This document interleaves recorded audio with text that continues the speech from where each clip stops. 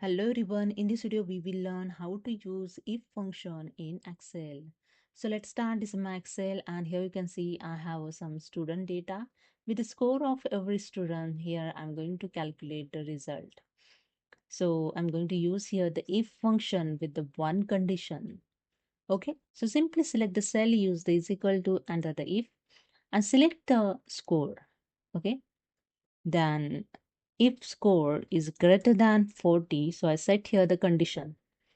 If score is greater than 40, then I want result pass. Okay. Otherwise, fail in double quote. Just mention in double quote. Otherwise, fail. Bracket closed and enter. That's it. Okay. I just double click on it and show you again. If score is greater than 40, then I want result pass. Otherwise is fail. Okay.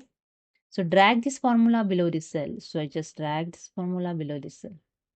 You can see all the greater than 40 is showing the pass and less than 40 means not greater than 40 are showing the fail.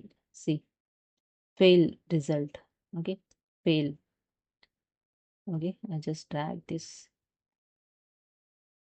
And if function is for one condition, simple for one condition, available in all Excel versions.